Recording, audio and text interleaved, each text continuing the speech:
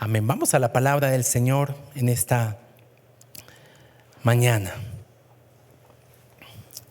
Hay una película que estuve revisando esta semana y se llama Las 5 personas que te encontrarás en el cielo.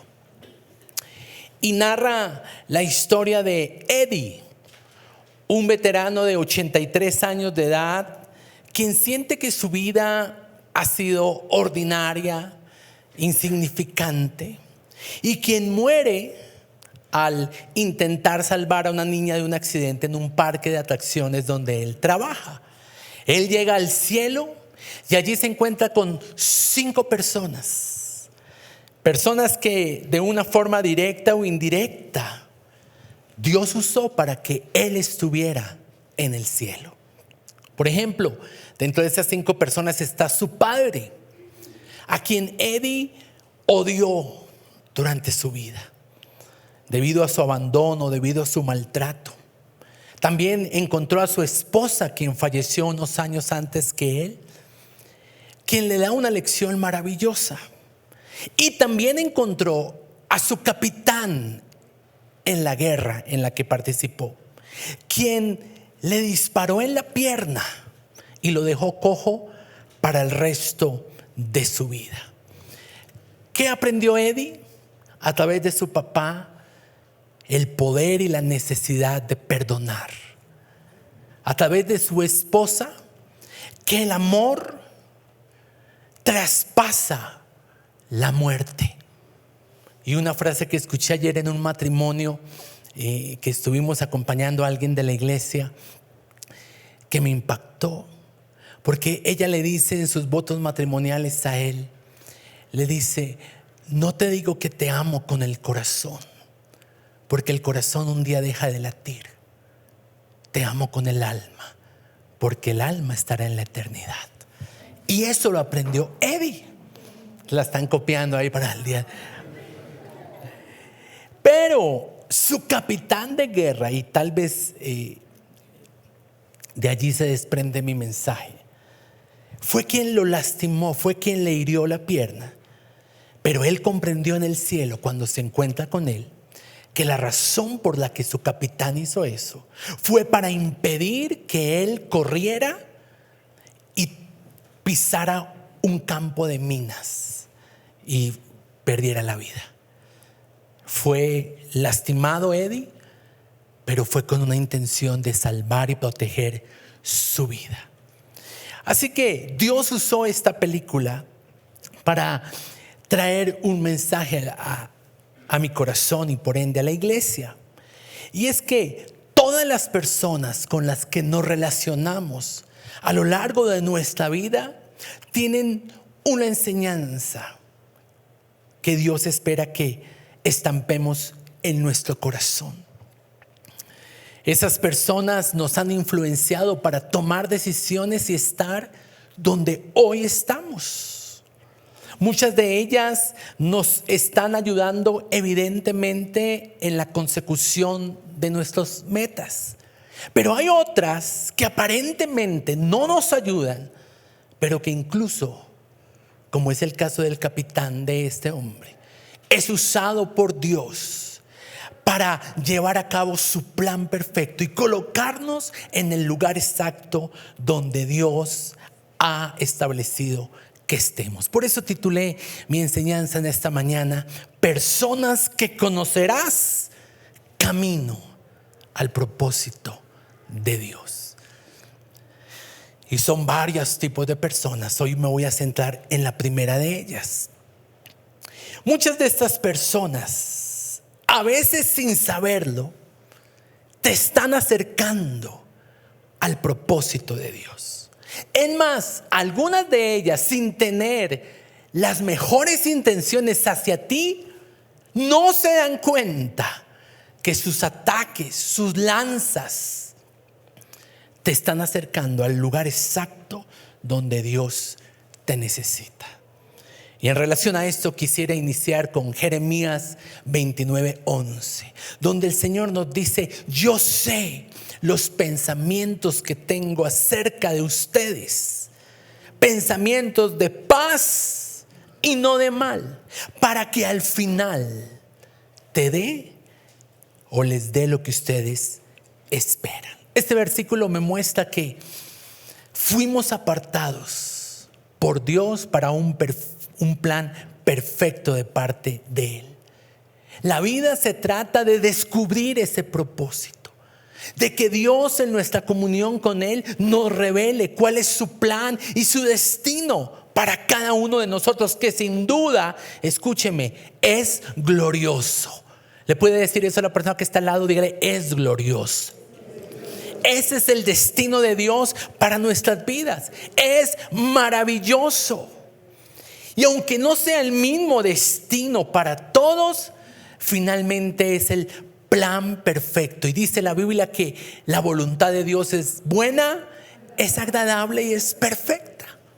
Para algunos de los personajes de la Biblia, el propósito de Dios fue entregarles una tierra que ellos no tenían. Para otros fue darles una descendencia que debido a la infertilidad no podían. Para otros fue obtener una victoria en la guerra en contra de sus enemigos. Para otros fue un trono. Y para Jesús fue la cruz. Así que ese trono no es igual para todos. Puede que el trono para algunos de los que estamos aquí sea una familia, sea un ministerio, sea una empresa, la prosperidad de un negocio, un viaje. Y algo que debemos tener en claro es que ese sueño, ese plan, ese propósito es de Dios y no nuestro. Porque todos podemos soñar, pero cuando el sueño es de Dios, es algo que te traspasa el corazón. Es un sueño que tú no olvidas, sino que permanentemente vuelves a Él. Porque sabes que Dios a través de ese sueño está marcando un propósito que Él estableció para ti. Un sueño que Dios acompañará con favor y con gracia divina. Y un sueño que no depende de tu comportamiento. Porque la Biblia dice, todo don perfecto desciende de los cielos, de lo alto, del Padre y Dios de las luces. Ese sueño que arde en tu corazón no nace en ti, fue dado por Dios. Y como fue dado por Dios, Dios está comprometido para proveer todo lo que necesites para alcanzar ese sueño. Y no me refiero solamente a la provisión material, no me refiero solamente a que Dios proveerá los recursos, sino también, escúcheme, también proveerá las personas que te acompañarán en ese viaje. Veo en la Biblia que hay un proceso por el cual Dios pasó a los hombres de Dios. Antes de sentarlos en el trono, antes de llevar a cumplimiento las promesas, observo un patrón divino donde todos debemos pasar. Y me refiero a que hubo varios tipos de personas que estos hombres de Dios encontraron camino al propósito. Y de eso se trata esta enseñanza y las enseñanzas posteriores.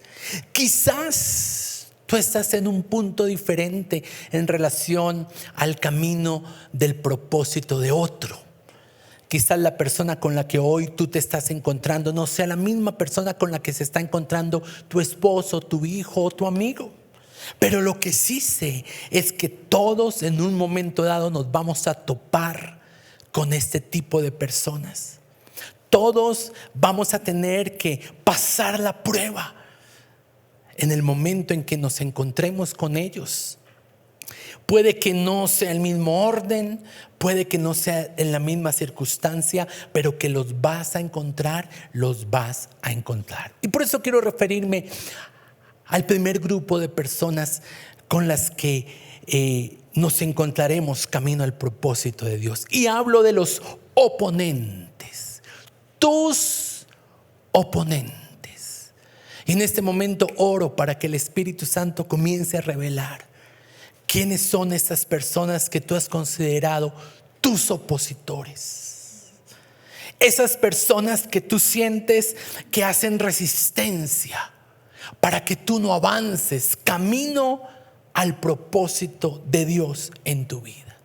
Y para iniciar quiero hablar de dos tipos de opositores o de oponentes. Los tipo 1 son aquellos que se oponen al desarrollo del plan en tu vida porque no están alineados, no están sintonizados con el cielo. Y muchas veces sus motivaciones son buenas, pero no espirituales. ¿A qué me refiero? Padres sobreprotectores. Personas que ponen por encima de la voluntad de Dios sus sentimientos. Son personas que necesitan discernir lo que está pasando. En Mateo 16, 21 al 23 encuentro a Pedro, quien en una intención bondadosa quiere evitar que Jesús vaya a la cruz. Le dice, ¿cómo? Cuando Jesús anuncia que debe padecer y ir a la cruz y resucitar, Pedro lo toma aparte y comienza a reconvenir y dice, ten compasión de ti, de ninguna manera te acontezca eso. Y Jesús le dice, apártate de mí, porque no tienes la mirada puesta en los asuntos de Dios, sino en las cosas de la tierra. Y ese es el primer tipo de oponentes. Personas que nos aman, personas que no quieren que nos lastimen, pero que cuando no están alineados con el cielo se vuelven en opositores. Supongamos que su hijo, su hija le dice, mamá, Dios me ha llamado a ser misionero en el África. Eso es duro. Y supongamos que ese llamado es de Dios. Usted no puede, por los sentimientos que le abrazan a él o a ella, ser un opositor a ese plan. Nosotros como papás muchas veces queremos evitar que nuestros hijos sufran, pero eso llegará en un momento dado a ser infructífero. Porque las lecciones más profundas que aprenden nuestros hijos es el medio del dolor.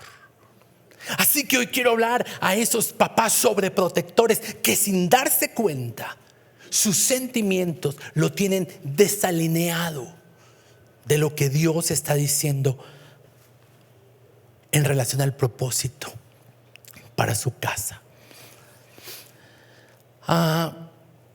Por ejemplo, esta semana, cuando estábamos en México, recibimos una llamada de una familia de la iglesia, de una pareja de la iglesia. Me refiero a Paolo y a Fabiana, nuestros servidores en el área del teatro. Ellos nos compartieron de que había sido despedido de la empresa que los trajo de Brasil aquí a Colombia y que tenían que regresar a Brasil. Y claro, cuando nos lo dicen, el impacto de todos los cuatro, ellos dos y mi esposa y yo, que estábamos en la videollamada, fue llorar. Y creo que es necesario, porque la Biblia dice, rían con los que ríen, pero lloren con los que están llorando. Y habrá un tiempo para llorar, pero no nos podemos quedar llorando. Ese es el asunto. El Señor le dijo a Samuel, ¿hasta cuándo llorarás por Saúl? Lloramos. Paolo y Fabiana y sus hijos han sido una familia que ha bendecido tremendamente la iglesia, su amor, su fidelidad, su cariño. Dios los trajo de una manera muy especial al corazón del Padre. Ellos han sido bendecidos en este lugar, nosotros hemos sido bendecidos. Y ahora Dios decide, como el ajedrecista que es, mover piezas para llevar a cabo su plan. Humanamente, nuestros sentimientos dicen no, pero llega un momento donde tenemos que bajarle un poco a la parte emocionalista y sintonizarnos con lo que el cielo está declarando. Ahora Dios puede hacer un milagro en estos días. Y de pronto tendremos aquí a Paolo y Fabiana diciendo: ¡Hey, ya no nos vamos! Devuélvanme todo lo que les vendí. Claro, porque van a tener que vender todo. Y próximamente les voy a estar enviando las cosas que necesitan vender. Pero ese es un ejemplo donde nosotros tenemos que entender que a veces nuestro sentimentalismo nos puede llevar a convertirnos en opositores al plan de Dios. Por eso nuestra oración siempre debe ser: Señor, sintonízanos con lo que el Espíritu Santo quiere hacer en medio de esta situación. Así que esos son el tipo 1 de oponentes. Pero me quiero centrar en los tipo 2, en las personas tipo 2, los oponentes tipo 2. ¿Y cuál es la característica de este segundo grupo? Ellos no lo hacen por amor, ellos no se oponen por proteger, ellos no se oponen por sentimentalismo, no, ellos se oponen por envidia. Personas que se oponen a que tú vayas en el camino del propósito de Dios porque tienen en su corazón sentimientos de envidia, sentimientos de rabia, de enojo. Y el personaje que voy a considerar estos domingos particularmente es José.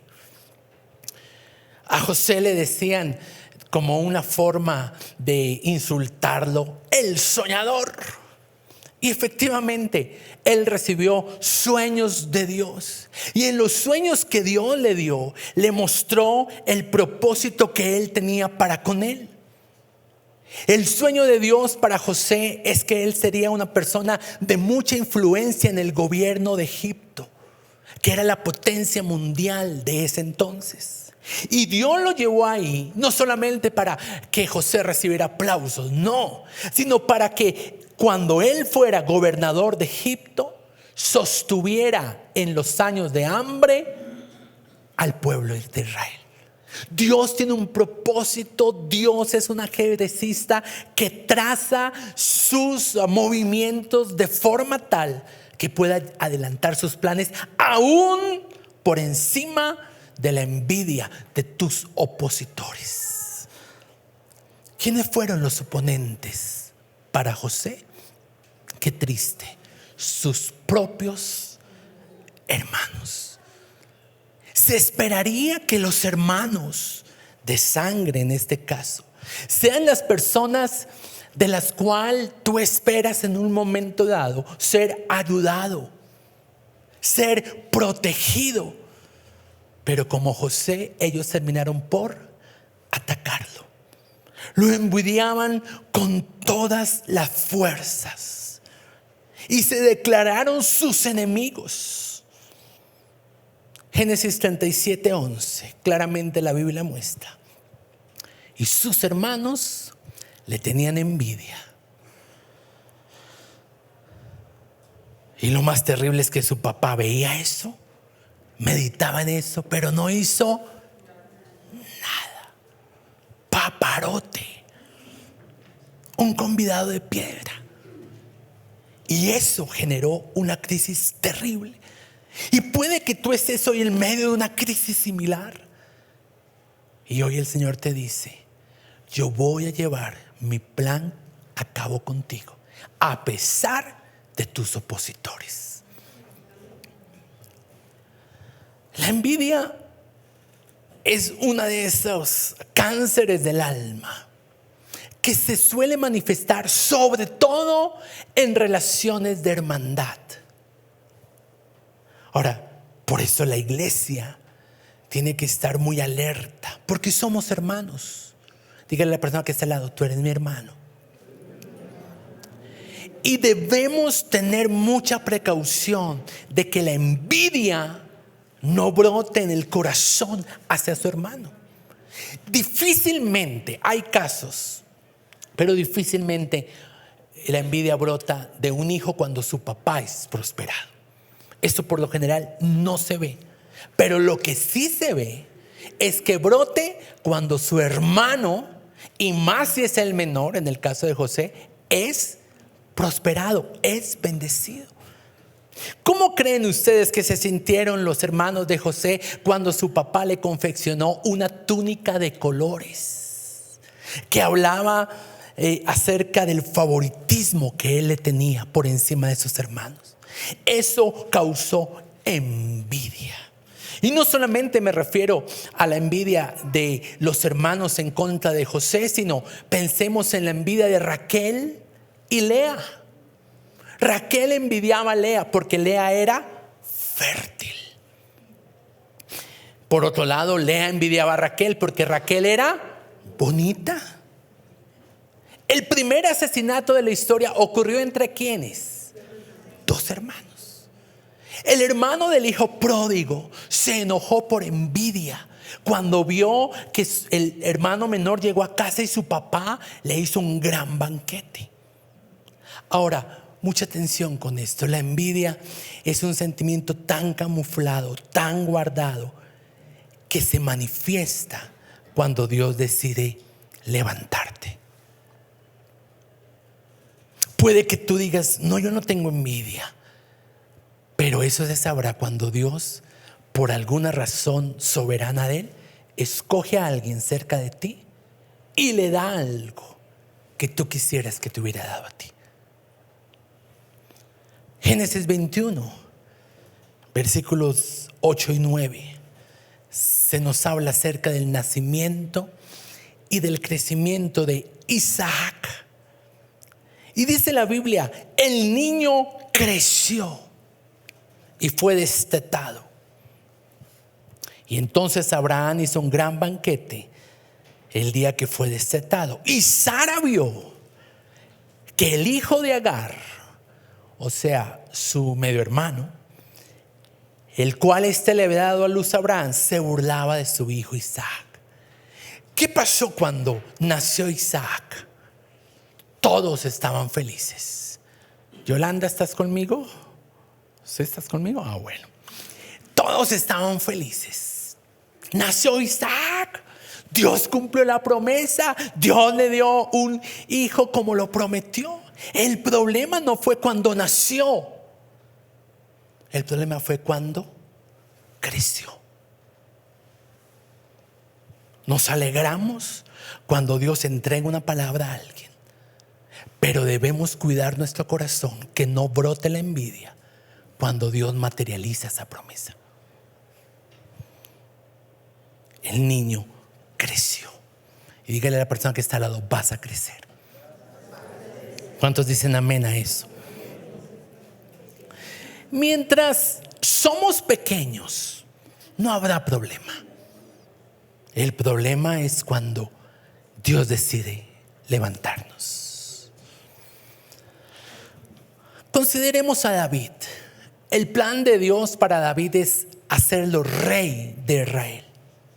Camino a ese propósito, él se encontró con oponentes envidiosos. Uno de ellos, como para variar, un hermano, Eliab. ¿Se acuerdan de lo que la Biblia registra? El profeta Samuel iba a la casa de Isaí para ungir al sucesor del rey, y según Isaí, el candidato ideal era Eliab. Era alto, era buen mozo, era guerrero, y Dios no lo escogió a él. Escogió al pastorcito chiquito, feo, a ese. Y eso despertó en Eliab sentimientos de envidia. ¿Por qué Dios, el profeta, lo escoge, lo unge a él y no a mí? Por eso en 1 Samuel 17, versículo 28, vemos que Eliab escuchó que en los campos del ejército que estaba combatiendo a Goliat aparece su hermanito David y le da rabia. ¿Y sabe por qué David estaba ahí? Porque su papá lo había mandado. ¿Cuántos saben que los reyes hacemos mandados? Dígale a la persona que está al lado, haz mandados.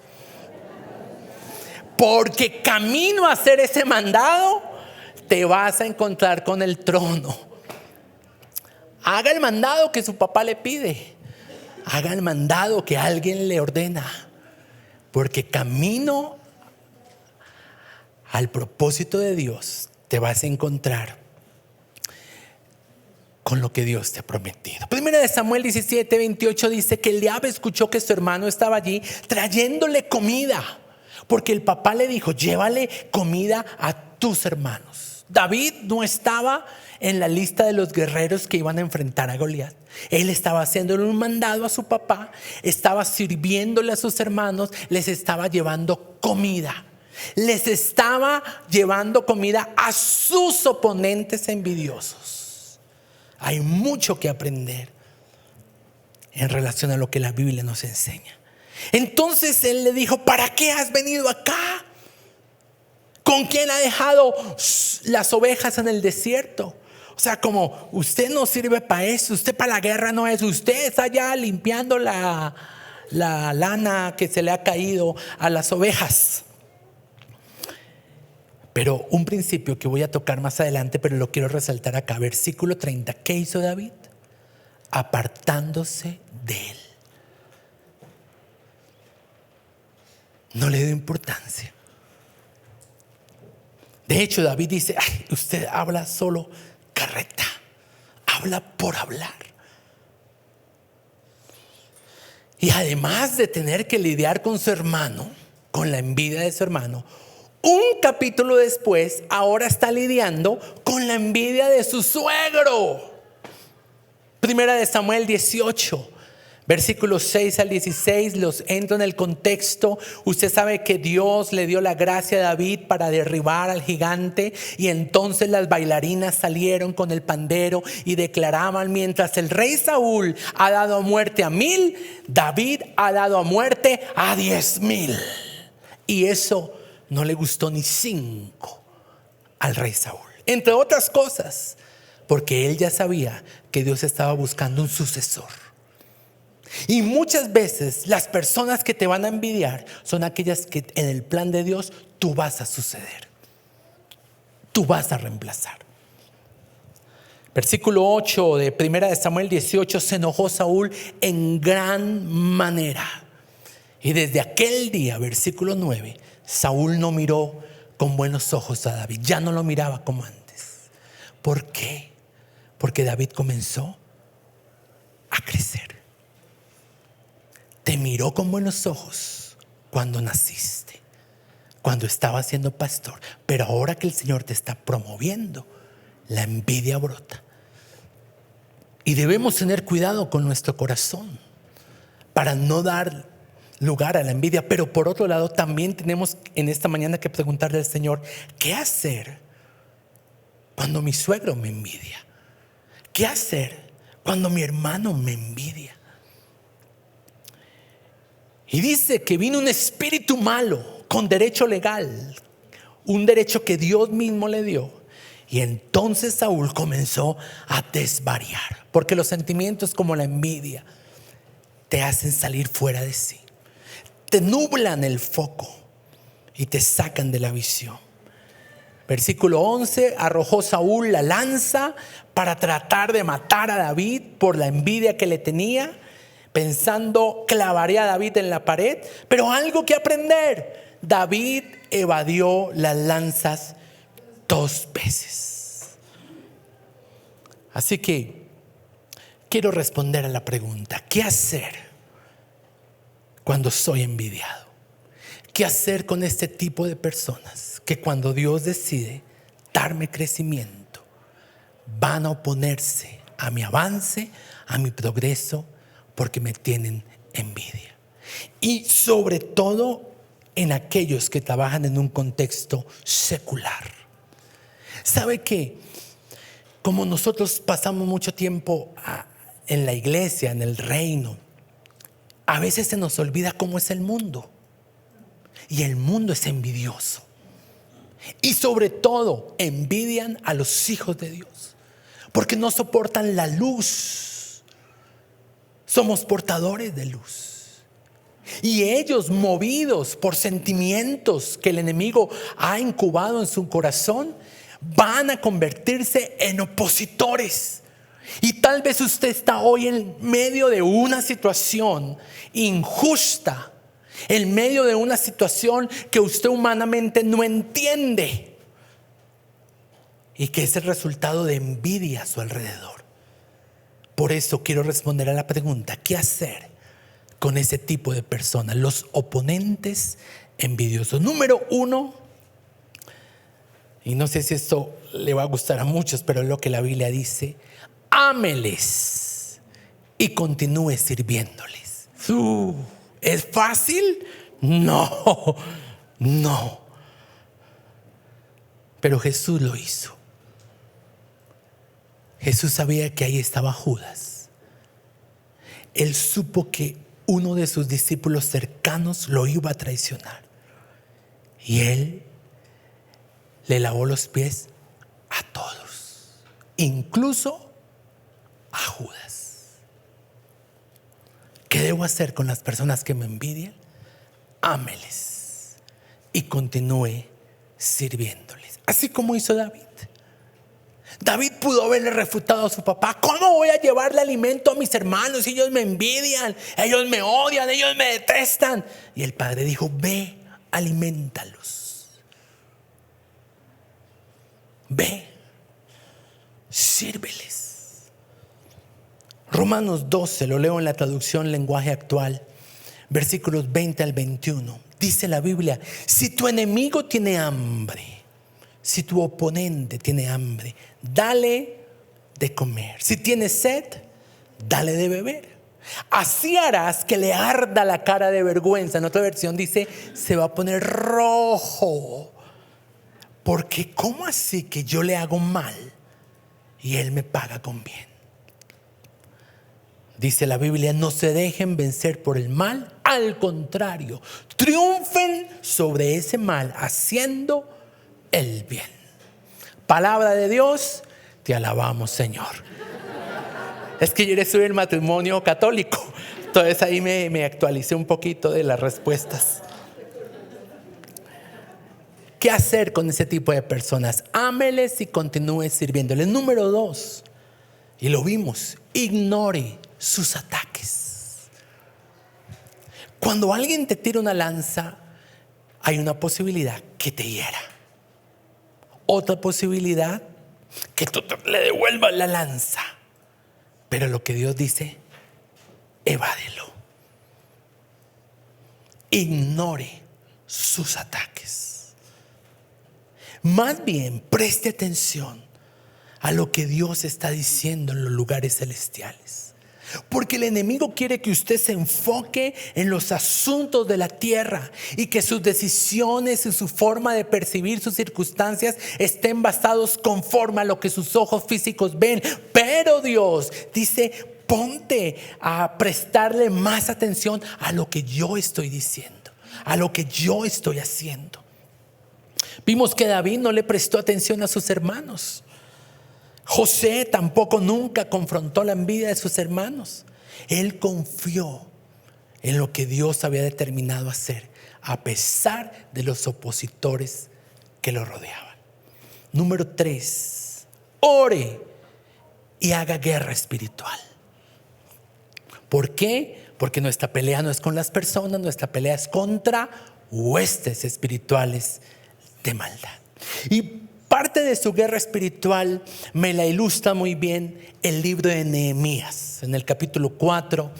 Para los que están tomando nota, versículos 8 al 15, quiero ir con ustedes porque esto me da herramientas, contenido para mi oración de guerra espiritual. Vamos a orar que Dios desbarate los planes humanos que el enemigo ha pretendido traer sobre mi vida.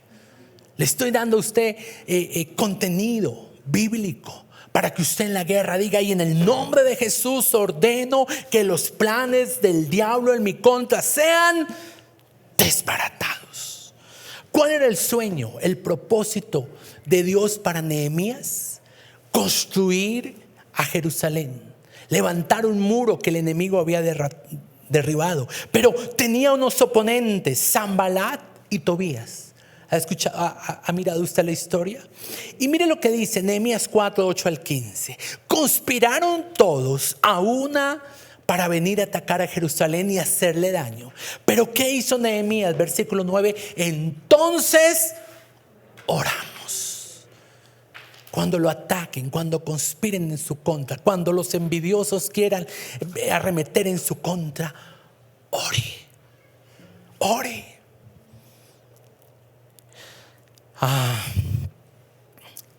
Versículo 12, sucedió que cuando vinieron los judíos decían hasta 10 veces que de todos los lugares ellos caerían sobre nosotros. Entonces, versículo 13, puse a las familias con sus espadas, guerra espiritual, con sus lanzas y con sus arcos.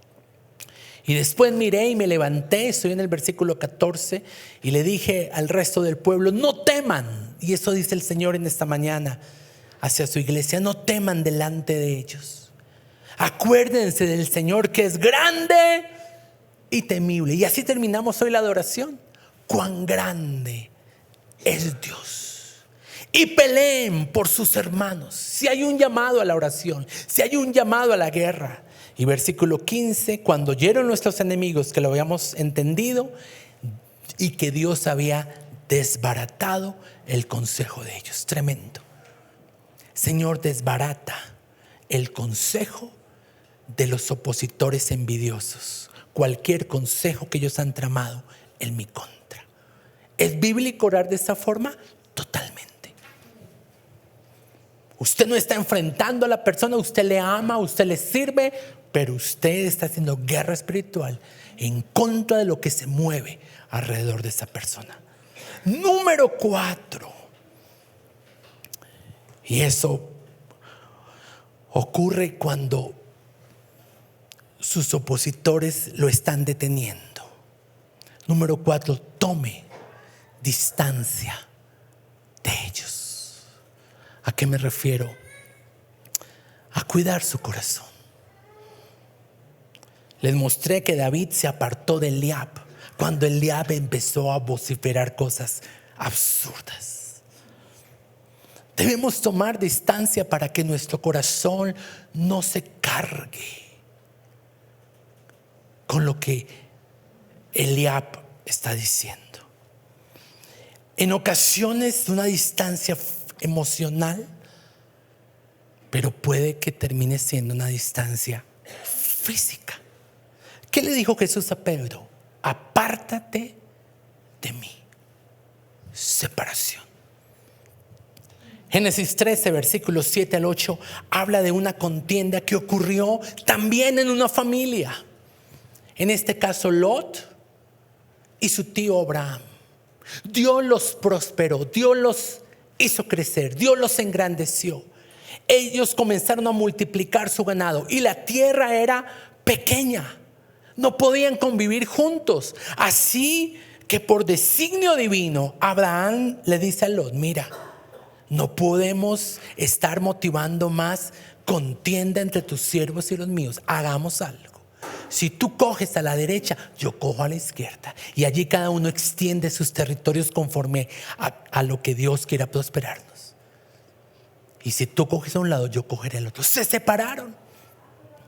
Y esto al final mostró y reveló el plan que Dios había trazado de bendecir a Abraham con un hijo. Porque la Biblia es clara diciendo: y Dios volvió a hablar a Abraham, cuando Lot se apartó de él. Habrá momentos donde usted va a tener que retirarse, que va a tener que dar un paso atrás. ¿Por qué? Porque usted tiene un plan. Usted sabe que Dios tiene un propósito con usted y usted va camino a ese propósito, y no puede permitir que los opositores envidiosos lo estanquen. Muchas veces Jesús se abrió paso en medio de los judíos murmuradores. Me llama la atención que cuando fue Jesús a resucitar a la hija de Jairo, había gente y la gente le decía: ya está muerta, ¿Ya para qué va a orar? Y Jesús tomó a 3 discípulos, ¿recuerdan? Pedro, Juan y Jacobo, y no permitió que nadie más entrara, los papás de la niña y la gente que hablaba negativamente, motivada por su sentimentalismo, la dejó afuera. Y el milagro ocurrió, y creo que Jesús se rodeó bien. Y por eso debemos ser selectivos. ¿A qué personas le abro mi corazón? ¿Con quién comparto mis sueños? Porque algunos critican a José porque habló de más con sus hermanos, y porque tal vez en una posición un poco orgullosa llegó y dijo: Dios me dijo que yo llegaría a ser un hombre de gobierno y lo sustentaré con pan y tendrán que arrodillarse. Y eso que hace despierta envidia. Por eso hay un comercial que dice: la envidia es bueno. Dice el comercial: es bueno despertarla, es malo sentirla. La envidia, malo sentirla, bueno despertarla. Pero bíblicamente ni lo uno ni lo otro. Ni la sienta, ni la promueva, ni la despierta. Número 5, y con esto termino. Primera de Pedro 3, versículos 9 al 16. Me refiero a algunos versículos. No paguen mal por mal. O sea, si alguien lo agredió a usted verbalmente, no pague de la misma forma. Muestra que usted tiene otra cultura, la cultura del reino. No respondan con insultos cuando la gente los insulte. ¿Es fácil? Predicarlo es fácil, sí. Vivirlo no siempre. Por el contrario, contesten con una bendición. ¡Ay, desgraciado! Te bendigo. No lo quieren saludar, le dan la espalda. Te bendigo. A esto los ha llamado Dios, y Él les concederá su bendición. Pues las escrituras dicen: si quieres disfrutar de la vida y ver muchos días felices, ¿cuántos quieren ser felices? Refrena tu lengua de hablar mal y tus labios de decir mentiras. Apártate del mal y haz el bien. Busca la paz, esfuérzate por mantenerla. Los ojos del Señor están sobre los que hacen lo bueno. Así que tranquilo. Si tú estás haciendo lo bueno, el Señor va a ir a tu rescate. El Señor te va a dar la victoria. Quien quiera hacerles daño, si ustedes están deseosos de hacer el bien, aun si sufren por hacer lo correcto, y eso es lo que le da paso a mi número 5, adore a Dios en medio del sufrimiento que le han causado sus opositores. Lo que hicimos hoy: magnífico Dios, te adoro. ¿Cuál es la respuesta que Dios espera cuando los envidiosos se arremeten en su contra? Adore. Cuando el ataque viene en su contra, adore. Eso dice la Biblia. Versículo 15: en cambio, adoren a Cristo como el Señor de su vida. Los opositores envidiosos que tiraron a José a la cisterna lo estaban acercando más al trono. Eliab, con sus palabras insulsas, en vez de detener a su hermano David, lo que hizo fue impulsarlo para que él se convirtiera en el guerrero que venció a Goliat. Saúl, con sus lanzas, hizo que David huyera al desierto, y en el desierto David conoció al Señor y compuso los salmos que hoy leemos. Así que, ¿qué vamos a hacer como parte de nuestra adoración? Vamos a dar gracias. Señor, gracias por Eliab, porque para él yo soy solamente un pastorcito. Señor, gracias por Saúl, quien me ha enviado lanzas para destruirme. Gracias porque esos oponentes, movidos por envidia, hoy me tienen en el lugar donde tú quieres que yo sea conducido hacia la bendición. Gracias por mis hermanos que me vendieron por pocas monedas de plata. Proverbios 16:7: cuando los caminos del hombre son agradables a Jehová, aún a sus enemigos hace estar en paz con él. Tremendo versículo. Con razón Jesús dijo: los enemigos del hombre serán los de su propia casa. Porque muchas veces esos ataques serán usados soberanamente por Dios para colocarte en el camino que te va a llevar al cumplimiento de su propósito. ¿Qué dijo José en Génesis 50:20? Ustedes tramaron hacerme mal. Ustedes se reunieron para concertar, provocarme daño. Pero Dios, mi Dios, lo ha encaminado para bien. ¿Cuántos José van a decir eso en esta mañana? Todo lo que el enemigo trame para tu mal, nuestro Dios lo va a encaminar para nuestro bien. Nos ponemos en pie.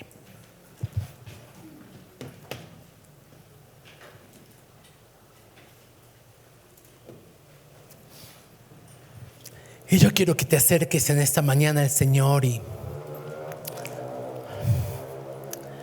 puedas venir ante Él y derramar tu corazón y darle gracias primeramente por el propósito que Él ha establecido para tu vida. Dele gracias por el plan que Él ha diseñado para ti. Dele gracias por esa promesa que Él te ha entregado y que todo lo que está permitiendo en tu vida tiene como propósito acercarte a esa tierra, a esa familia, a ese propósito, a este trono.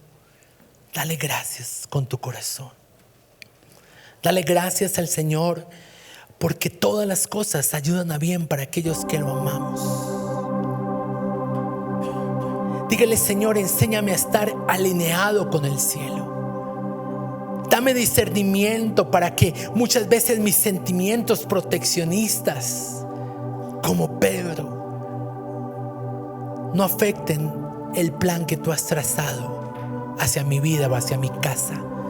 En el nombre de Jesús, hoy callo esos sentimientos que se levantan y que terminan siendo una oposición. Y en el nombre de Jesús pido sabiduría. Quiero que usted allí reciba la sabiduría del Señor. La Biblia dice: el que esté falto de sabiduría, pídala a Él, porque Él la da en abundancia y sin reproche. Reciba sabiduría para que usted sepa qué hacer, cómo conducirse, cómo reaccionar, cómo actuar frente a cualquier ataque por el cual usted esté cruzando.